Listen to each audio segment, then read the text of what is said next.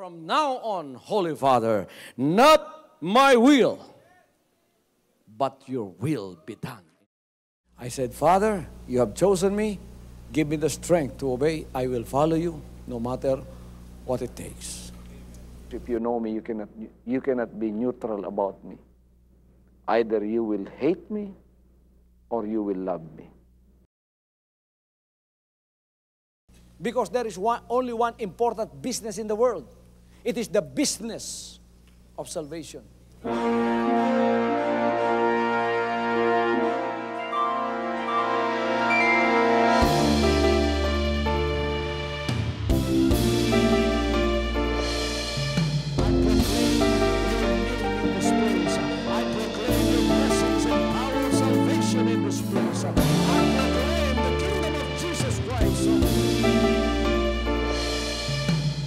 As I am concerned, and as far as the work of God is concerned, we have reached the end. Last September 13, 2003. When you find God, you find His love. Because God is love. Ganon ang pag-ibig ng Panginoon. Walang katapusan na yan ay bumabalik-balik sa atin. If you want to receive, you have to give. Receive it by faith and say, Lord, I will touch up. Because the game plan of God was to save us from seeing through the power of love. He has completed His salvation works in the Spirit. After April 13th, the door is open for everyone to come. The salvation works of the Father is now completed in me. Salvation is here.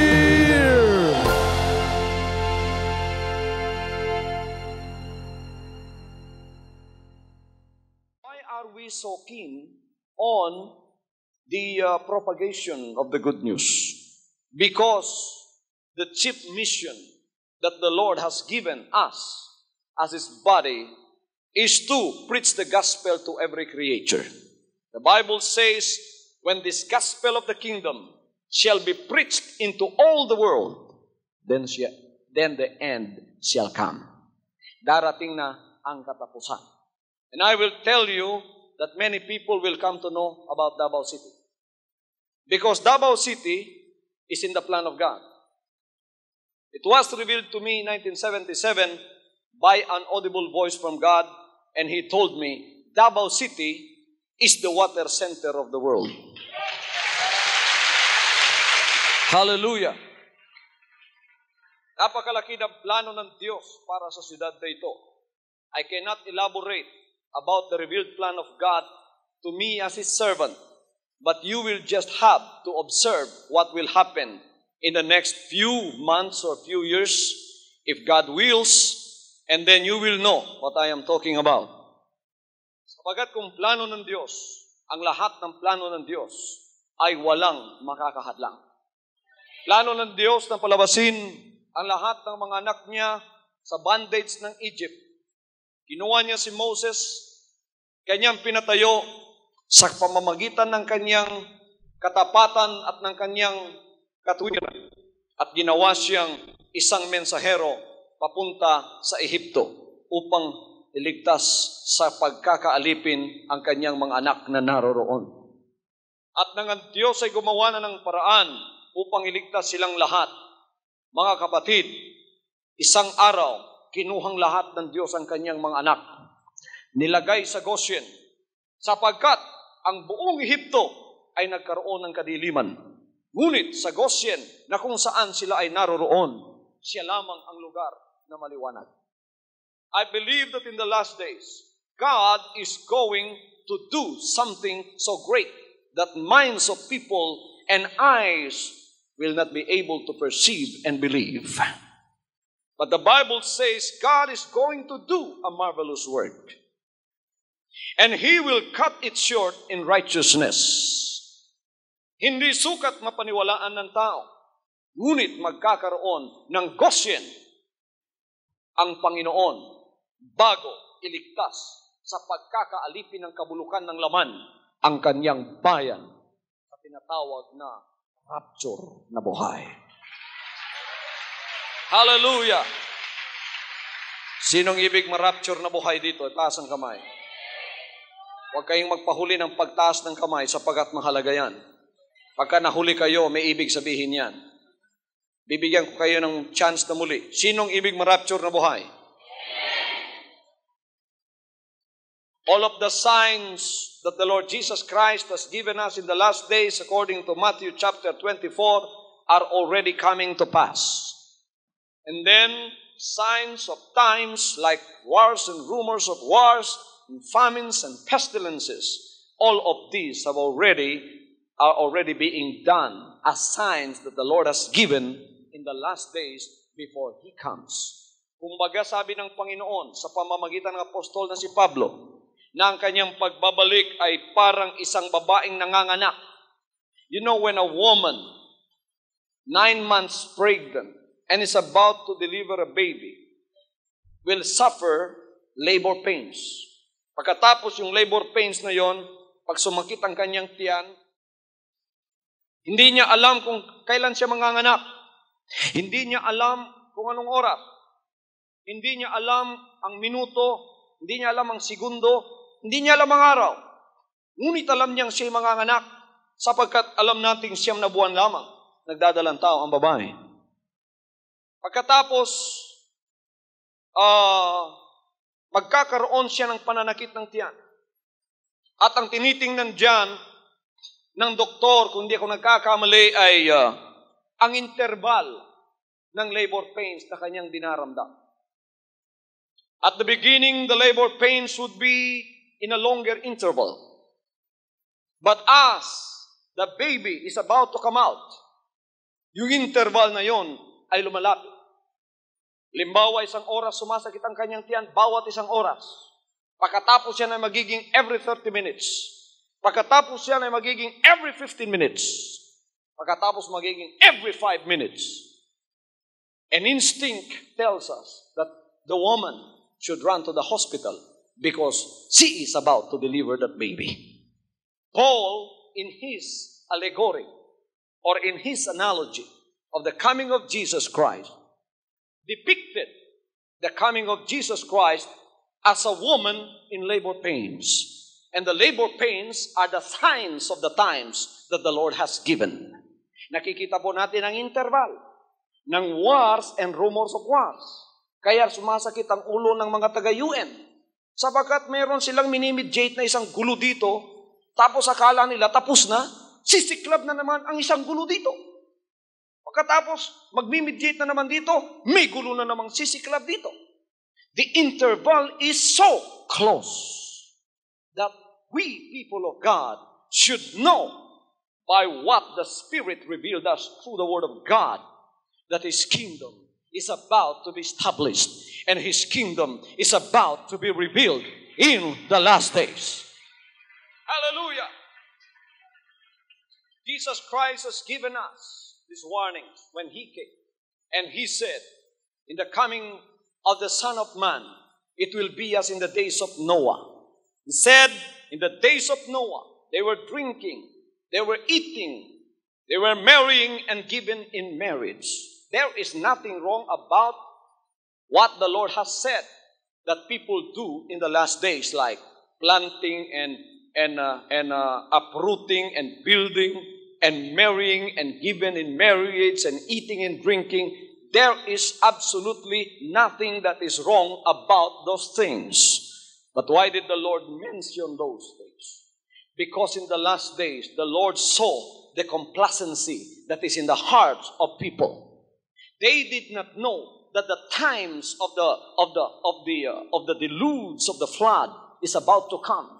But they live so complacent. They live so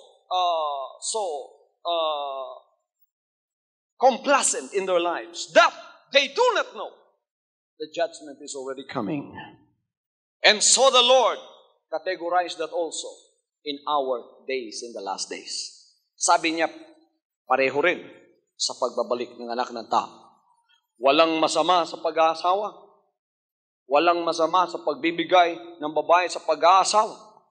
Walang masama sa pagtatayo. Walang masama sa pagtatanim, pag-iinom o pagkakain. Ngunit ang masama dito, sinabi ng banal na kasulatan, ay malapit na ang panahon, ngunit hindi pa rin nila alam.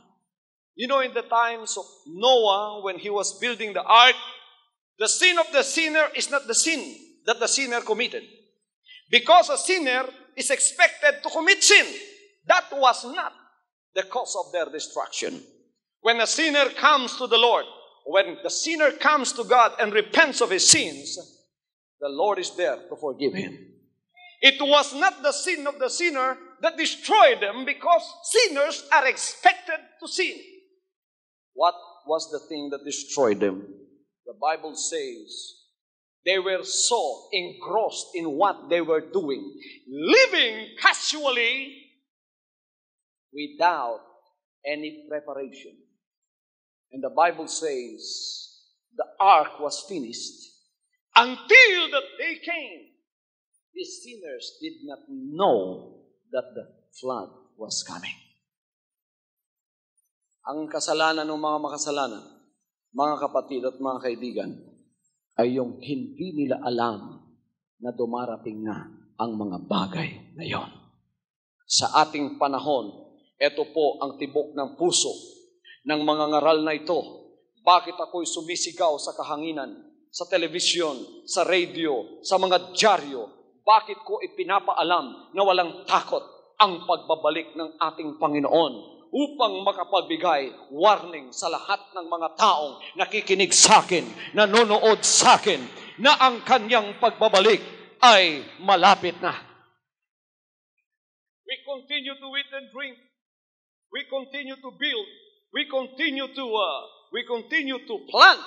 We continue to do the things that we are supposed to do every day. But let us not forget that the first priority is our relationship with the Lord. Hallelujah! Sapagkat ang lahat ng bagay ay nasa panghahawak ng Panginoon. Kaya meron tayong kasabihan sa paglilingkod na ito. We plan as if the Lord is coming 1,000 years more. But we live like the Lord is coming today. Hallelujah!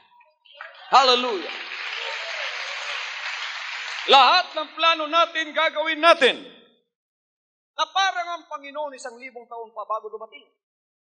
Ngunit tayo ay mamumuhay na parang siya'y darating na ngayon.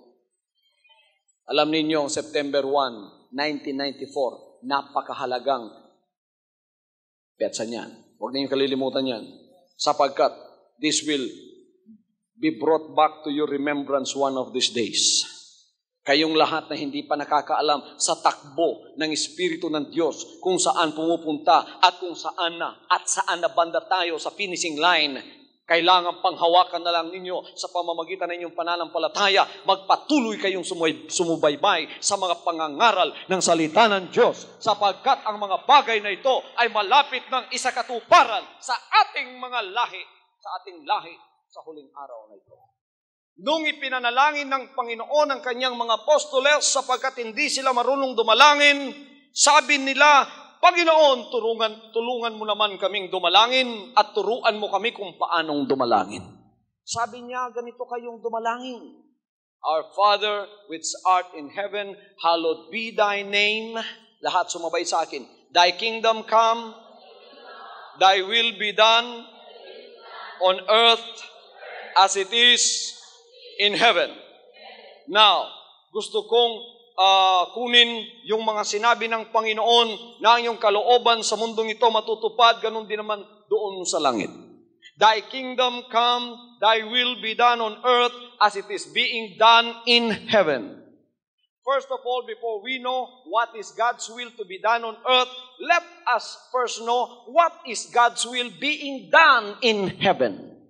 When the Lord Jesus Christ ascended up into heaven after He was resurrected from the dead, in John chapter 14 verses 1 and 2, He gave a promise to His disciples. He said, let not your heart be troubled. You believe in God, believe also in me. In my Father's house are many mansions. If it were not so, I would have told you, I go to prepare a place for you. And if that place is already prepared, I will come again and receive you unto myself, that where I am, there you may be also. Amen? Pinangako ng Panginoon yon, na tayo ay gagawan niya ng bahay doon sa langit. Now, according to revelations that we have in the Spirit, those mansions in the third heavens that have been constructed are now about to be finished. Yan ba, pastor, ay literal na mga bahay? Literal na ginawa ng Panginoon. Yan ang siyudad na ipinangako niya kay Abraham. Abraham, umalis ka sa Chaldees of Ur, pumunta ka at sumunod ka sa tinig ko, at ikaw ay bibigyan ko ng isang siyudad na hindi ginawa ng kamay ng tao. Abraham died without seeing the promise being fulfilled in his days. Nevertheless, Abraham, because he was a faithful steward of God, Abraham became the friend of God, did not stagger in his faith. Although he did not see that fulfilled in his days, we thank God that if Abraham were alive today, he would have chosen to live in our generation. Why did I say that? Because our generation is the generation that will see the fulfillment of the promise made to Abraham in the last days. Many of you here that are present in this building tonight will not see death before you can see this happen before your very eyes. Pinangako niya yon. Maganda ba ang kanyang itinayong siyudad doon sa pangatlong langit na kung saan tayo pupunta? Napakagara, mga kapatid. Sapagkat sinasabi yan sa description ng Revelation chapter 18, 19, 20, 21, and Revelations 22. Ano ang descriptions ng New Jerusalem na kanyang itinayo?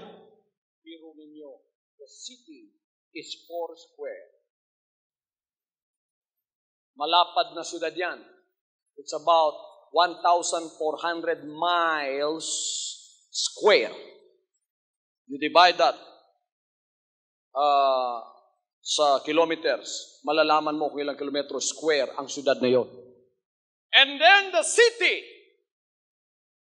the streets of the city are made with pure gold. Di na marble ang tatapakan natin doon. Gold na. Ginto ang daan ng siyudad na yon. Nakahanda na ba yan? Literal ba yan? That is a literal city made with God's own hands. Ginawa ng kamay ng Diyos. Yun ang kalooban niya doon na magiging bahay natin. Ano ba ang kalooban niya pagpasok mo doon? Na ikaw ay wala ng kamatayan.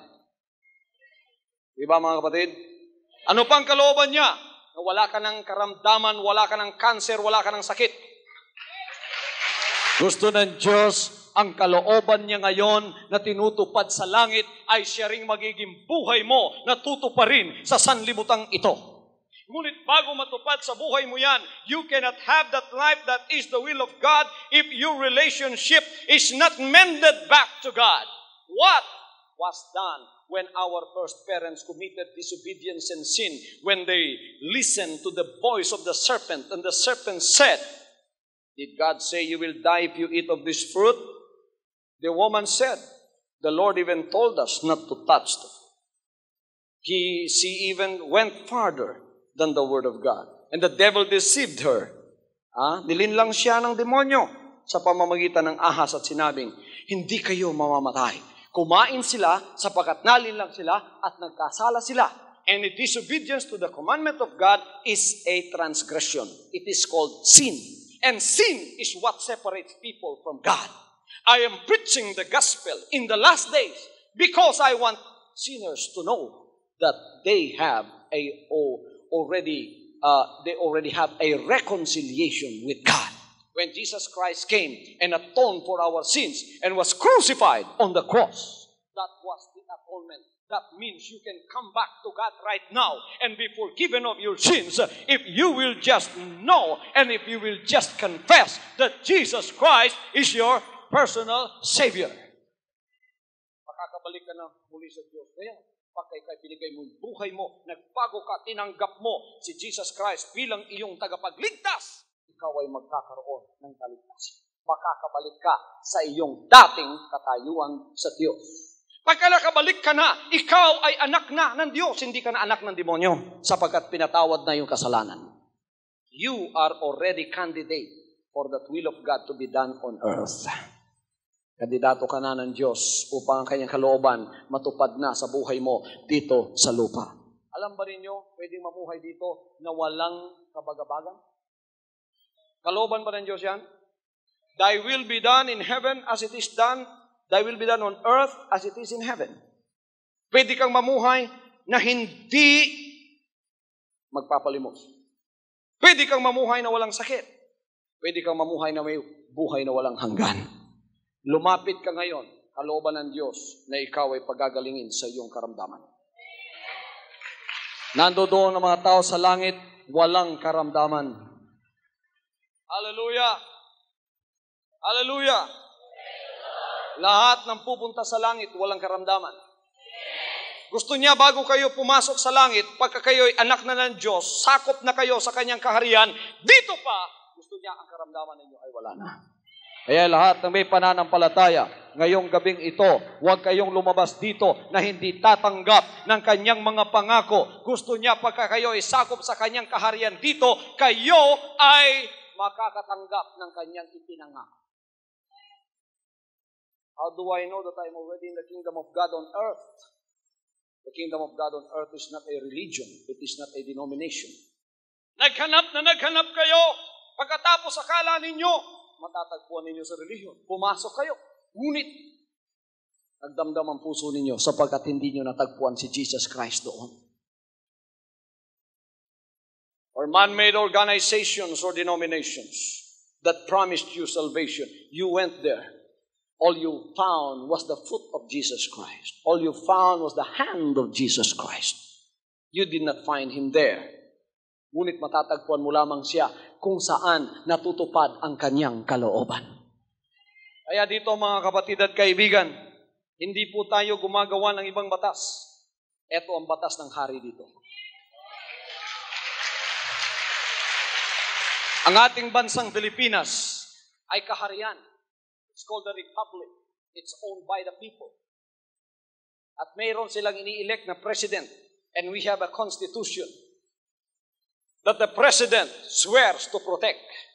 Yung constitution na yon ay yun ang kalooban ng lahat ng mga taong naroroon. Sa kaharian ng Diyos, ang kalooban niya ay ang kanyang mga banal na salita. This is the constitution of God. This is the constitution of the king. If you are a member, you must have to make an oath or swear that you must have to obey the laws of the kingdom. And the laws of the kingdom are the words of God.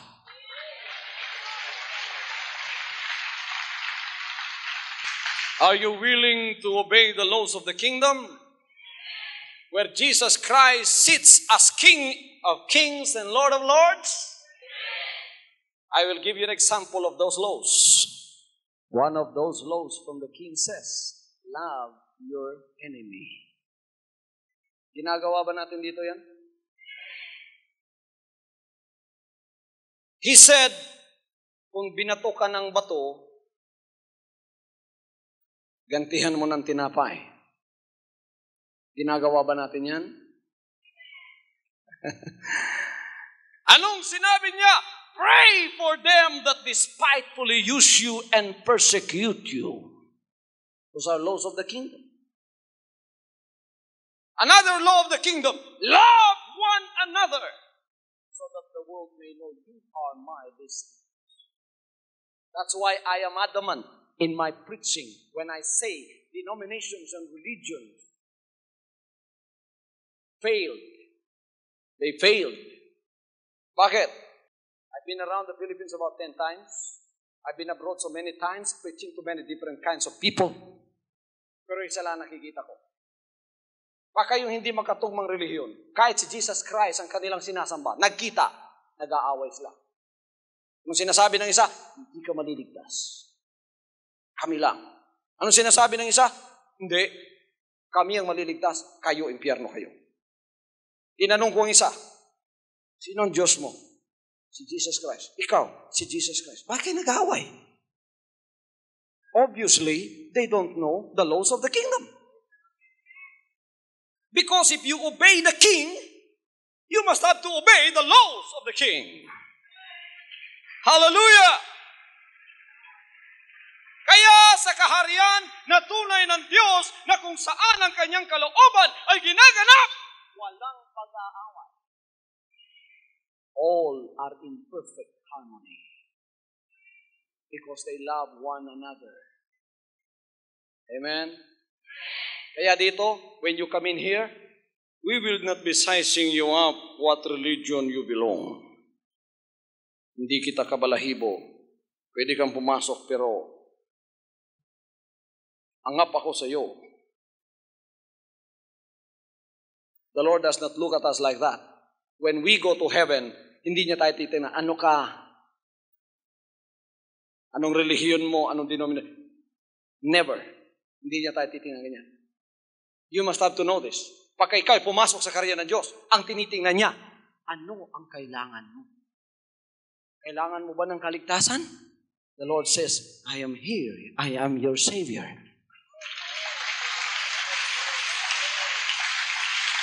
Kailangan mo ba ng kapatawaran?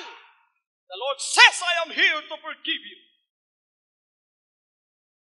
You've been lost in the world. The world out there is very, very cold. You don't find love out there. But when you come into the kingdom of God, you will feel the warmth of His love embracing you. Hallelujah. Amen. May sakit ka, pilay ka. Sabi niya, ako ang pastor na pumanaog dito. Hahanapin ko ang mga tupa kong pinilay. Hahanapin ko ang mga tupa kong payat at may sakit. At sila'y aking patatabain at aking gagamutin sa lahat ng kanilang mga karamdaman. Did you come into the kingdom of God bruised and bleeding in spirit? Because the devil oppressed you for so long and you don't know what to do. You are living in a hopeless, dark world. And you don't know what to do. You're confused. The Lord found you and He said, I will bind up your wounds. Anong ginawa ng Good Samaritan? Nung ang mga saserdote, nakita nila yung taong pinagnakawan, half dead, naghihingalo, sapagkat siya pinagnakawan. Anong ginawa ng saserdote na naghahawak ng Biblia? Umiwas siya. Anong ginawa ng Levites na naglilingkod sa templo? Umiwas siya. Iniwan niya ang tao. Ngunit yung Samaritan is a half Jew and a half Samaritan. He is neither a Jew and a Samaritan. He is half-half. He is not accepted among the Jews and he is not accepted among the Samaritans and the Gentiles. And he is accepted neither in those tribes, and he is hated in his generation. But this was the man that God made as an example. May Samaritan dumating doon. Tapos, nakita niya yung taong pinagnakawan. Anong ginawa niya? Bumaba siya. Kumuha siya ng kanyang oil ng wine at binuhusan niya ang sugat ng taong yon. Isinakay sa kanyang kabayo at dinala doon sa bahay kung saan siya ay maaalagaan. That is the love of Jesus Christ for you. When you come into His kingdom, you will find the warmth of His love. For God so loved the world that He gave His only begotten Son, that whosoever believes in Him shall not perish, but have everlasting life. That is how God deals with His subjects in the kingdom.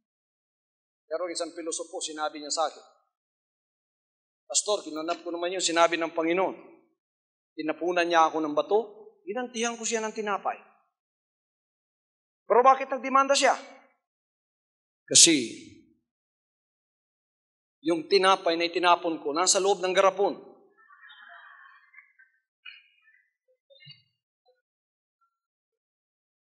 Sabi ko, Brad, huwag kang pilosopo. Ang ibig sabihin yan, pagka ginawan ka ng masama, ang iganti mo mabuti. Mahalin mo ang kaaway mo. Kung siya'y naliligaw ng landas, turuan mo. Kung maaari, bigyan mo ng disiplina at mahalin mo siya. Kung mahal ninyo ang tao, ignorante siya sa traffic. Pagkatapos tumatawid siya, hindi niya alam ang green at red signs ng trafiko. Pagka-green, dapat ang mga sasakyan ang siyang tumakbo. Siya ay tumatawid sapagkat hindi niya alam anong gagawin mo kung siya ay mahal mo. Hihilahin mo, kakalad ka rin mo, at tatapos sisigaw ka, "Huwag diyan!" Nang dahil sumigaw ka at nang dahil kinaladkad mo siya, hindi ibig sabihin hindi mo siya mahal. Siguro nagkasugat-sugat siya nung kinaladkad mo at nasaktan yung damdamin niya nung sinigawan mo, ngunit yun ay tanda ng pagmamahal mo. Sapagkat iniligtas mo siya sa tiyak na kapahamakan. Lahat ng batas ng Panginoon ay tinutupad sa loob ng kanyang kaharian at siya ang naghahari sa loob ng kahariang yan. Kaya sa kanyang kaharian, hindi niya tinitingnan kung tayo ay mayaman, kung tayo ay dukha. Hindi niya tinitingnan kung tayo ay may pinag-aralan o wala. Hindi niya tinitingnan ang degree ng buhay natin. Ang tinitingnan niya ay ang pangangailangan mo. Unang-una sa kaligtasan. Unang-una sa pisikal na pangangatawan mo. At pagkatapos sa iyong espiritu. At kung may problema ka, God is there to answer you. He said, "Ask and it shall be given. Seek and you shall find. Knock and it shall be opened unto you." Mabait na hari si Jesus Christ. Manumbalik loob tayo sa Kanya. Kayong lahat ng mga covenant partners ko, dito sa Visayas, we are praying that our covenant partnership in the Visayas would grow to us 1 million in number. 1 million in Mindanao, 1 million in the Visayas, and 1 million in Luzon.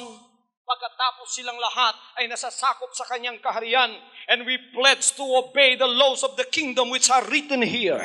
We will not make our own laws.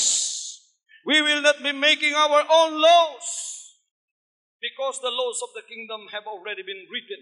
They are sealed by the blood of the King. When He died on that cruel cross,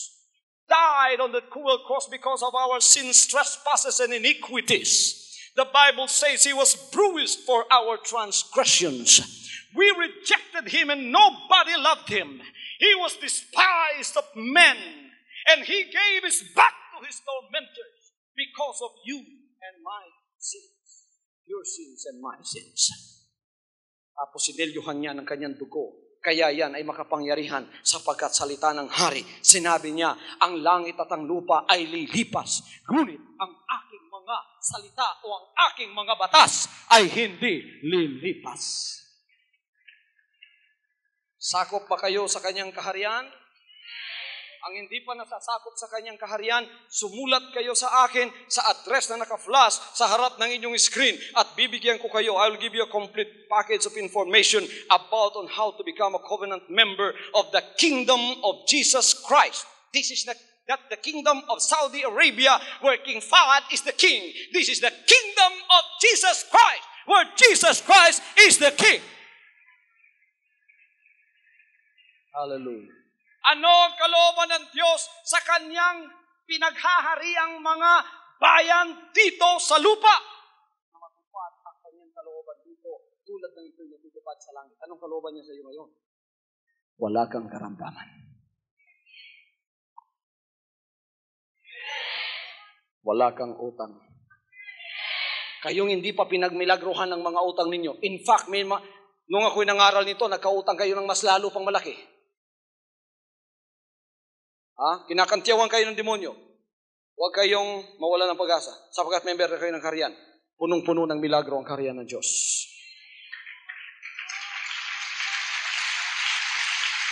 Hallelujah! Hallelujah! Hallelujah! May nakapagsabi sa akin, sa Kingdom of Saudi Arabia, where King Fahd is the king, hindi raw nagbabayad ng buhis ang tao doon. Pagka nanganak ka raw doon, ikaw ang binibigyan ng buhis dahil mayaman sila. Alam niyo yung ama natin? Mayaman sa lahat ng hari. Mas mayaman pa yan kay Bolkiah ng Brunei. Mas mayaman pa yan sa pinakamayamang Hapon sa Japan. Mas mayaman pa yan kay King Fahd ng Saudi Arabia. Our Father is the richest because He made everything. The Bible says that my God, my Father, and your Father, we are members of His kingdom. The Bible says that He owns all the silver and the gold. The Bible says that He owns all the cattle on 1,000 hills. He owns everything. David even said, when he recognized God as his Father, David even said, when I am hungry, I will not tell you, because the world and the fullness thereof is mine. Siguruhin mo lang na anak ka ng Diyos. Born again ka. Nagpasakop ka sa kanyang kaharian. Kinilala mong si Jesus Christ ang hari ng mga hari at Panginoon ng Panginoon. Nangako ka na ang kanyang mga batas ay magpapasakop ka. Tulad ng tayo, citizen ng Pilipinas, nagpapasakop tayo sa batas ng Pilipinas upang tayo ay hindi pumunta sa kalaboso. Ganon din ang gawin natin. Kung hindi pa kayo mapagmahal, magmahal na kayo ngayon sapagkat yan ang rule sa kaharian. Mahalin natin ang ating kapwa. Mahalin natin ang Diyos. Hallelujah. Sinabi ng Panginoon, forgive others what trespass against you. Because if you will not, the Lord will not forgive you too. That is one rule of the kingdom. Sino sa inyo pumasok dito na may galit sa puso? You have bitterness and hatred in your heart. Bitterness is like an adder. It's like a snake that is ready to be catapulted into the fatal position of killing anybody that goes against its path. Ganun ang galit, bitterness, and envy. Kung mayroong pumasok dito at sabi niyo, sakop kayo ng kaharian ng Diyos, huwag kayong lumabas dito na hindi magpatawad sa puso ninyo. Panginoon, pinapatawad ko na po ang aking naging kalaban. Kung may naglalait sa inyo, anong gagawin ninyo? Idalangin ninyo siya. You know what we are doing to those that persecute us? I am receiving hundreds of thousands of letters every month. And they are all splendid, fantastic. Sapagkat lahat ay natouch sa mga salita ng Diyos at nag-promise, Lord, I will become a covenant partner and member of your kingdom. And I will proclaim together with Pastor Apollo Kibuloy that you are the King of Kings and the Lord of Lords. 99% of those letters, 99.9% of those letters are really like that. Pero kung minsan merong naliligaw na mga sulat papunta sa akin. Tulad ng isang araw, may binabasa ko. Naku, ang galit niya. Sabi niya, ako'y nananalangin na bumagsak ang programa mo.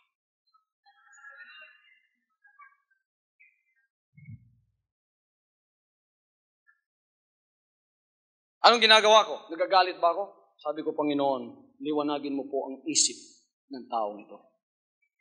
Pagpalain mo po siya sapagkat siya'y nabubulagan, pagpalain mo at liwanagin ang kanyang pag-iisip.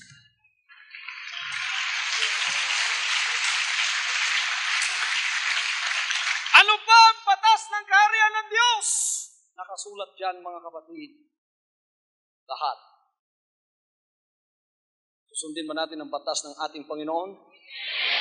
Ngayon kayo sumusunod, matapat kayo, loyal kayo sa kanyang batas, member kayo ng kanyang kaharian. Meron ng kaharian si Jesus Christ dito, kaya ang kanyang kalooban na ginaganap sa langit, gaganapin naman din niya dito sa lahat ng kanyang mga sinasakupan. Kaya sinabi ko sa inyo noon, hindi ako papayag na kayo ay mananatili dito na nangako na magiging isang citizen ng community ng Panginoon na kanyang kaharian. Hindi ako papayag na kayo ay magpapatuloy na walang pagpapayag.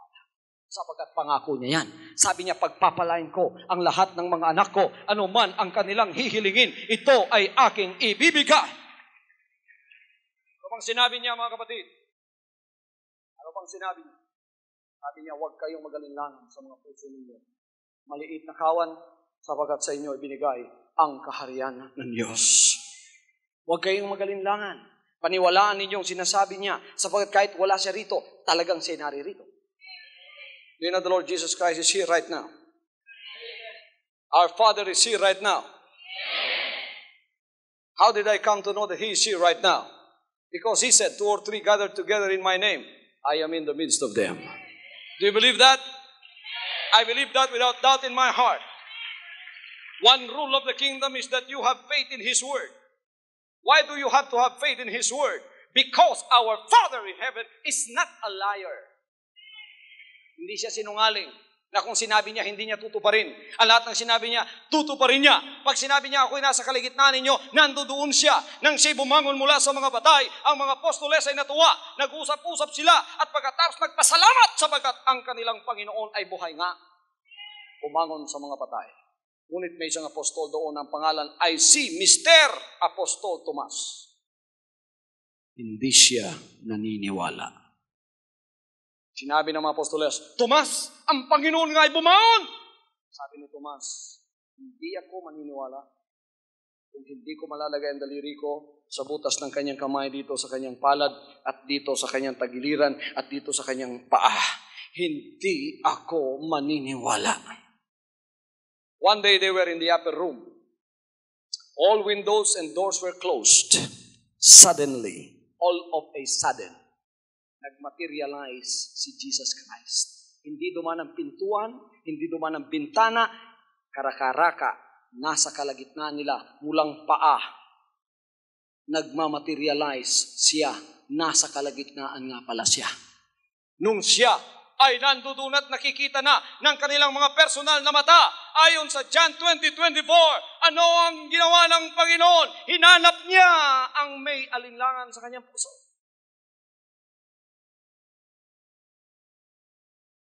Tomas, saan ka na? Kita niya si Tomas. Sabi niya, Tomas, halika. Yung daliri mo, ipasok mo dito, at dito, at dito. Kung kayo si Tomas, anong gagawin ninyo? Sasabihin mo sana, Panginoon, hindi na po. Sapat na ang nakita ko. Pero tingnan niyo si Tomas. True and true. Talagang siya dapat ngang dawaging doubting Thomas. Sapagat lumapit pa rin. Pinasok ang kanyang kamay sa butas ng kamay ng Panginoon. Dito sa tagiliran. Pagkatapos sumigaw, My Lord and my God. Doon pa siya naniwala. Binigyan siya ng lesson ng ating Panginoon at sinabi, Tomas, naniniwala ka sapagkat nakita ng iyong mga mata at nahawakan ng iyong kamay. Pero Tomas, sasabihin ko sa iyo, mas mapalad ang hindi nakakita, ngunit naniniwala o nananampalataya. Hallelujah!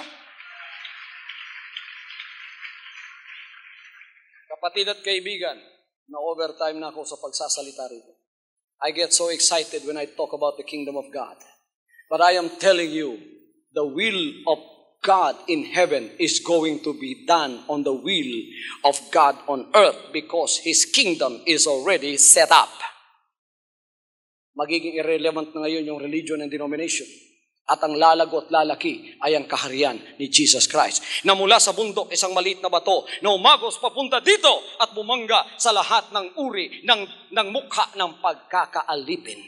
At lalaki ang kaharian yan at pupuno sa buong mundo na kung saan lahat ng magpapasakop, uunahan ang kaligtasan nila sa kaluluwa, physical na pangangailangan, pagagalingin ng lahat ng kanilang karamdaman at ang kanilang financial na milagro araw-araw ay bibigay sapagkat mayaman ang haring yan na siyang sumasakop sa atin. Siya ang may-ari ng lahat ng bagay. He created everything, seen and not seen, invisible and visible, and He has created everything.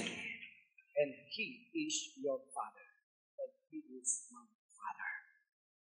Kayong hindi pa sumama sa akin sa proclamation na yan, kung naaabot ko kayong lahat sa telecast na ito, at hindi pa kayo sumama sa proclamation, at hindi pa kayo kasama na member sa kanyang kaharian, hindi pa nangako, at hindi pa kumilala sa kanya, kumilala na kayo sapagkat babaguhin ng Diyos ang buhay ninyo. Gagawin kayong member ng kanyang kaharian, aalisin ang lahat ng damit ng inyong karukhan, at ang lahat ng inyong problema ay magkakaroon solusyon, at ang inyong buhay ay magkakaroon ng panibagong buhay na marangya at masagana, at ang inyong karamdaman, lahat ay pagagalingin. Walang problemang ilalapit natin sa kanya na hindi niya tutugunin. Hawakan mo ang television set mo at ako'y mananalangin para sa iyo. Thy kingdom come, thy will be done on earth as it is done in heaven. September 1, 1994, this is the beginning of the setting up of the kingdom of God in the Philippines, particularly in Davao City, and it will grow and spread all over the world. Jesus Christ is the King.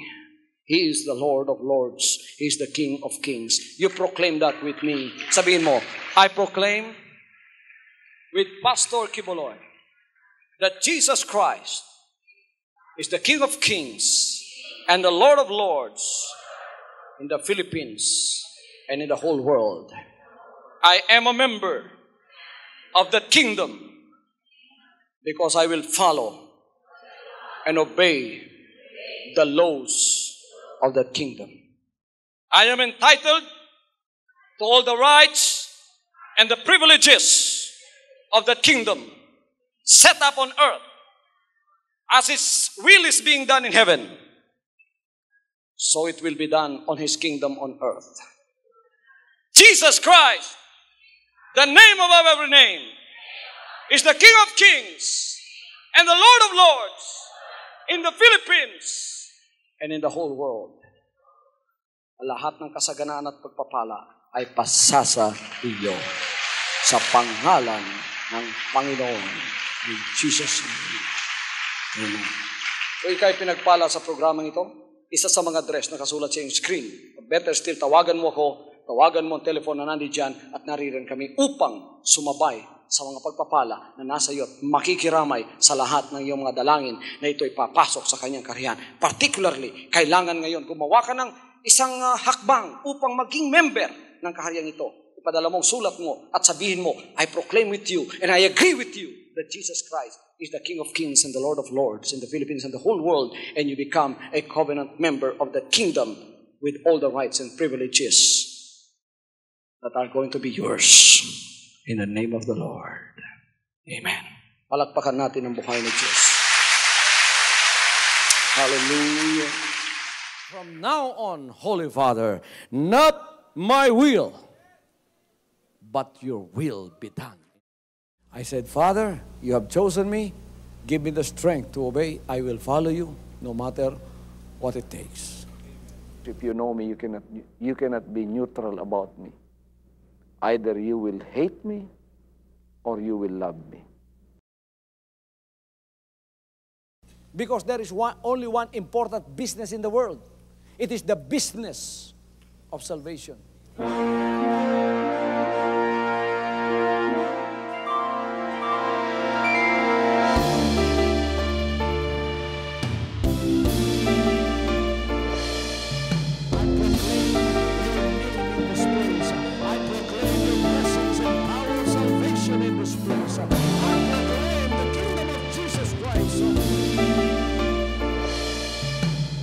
As I am concerned, and as far as the work of God is concerned, we have reached the end.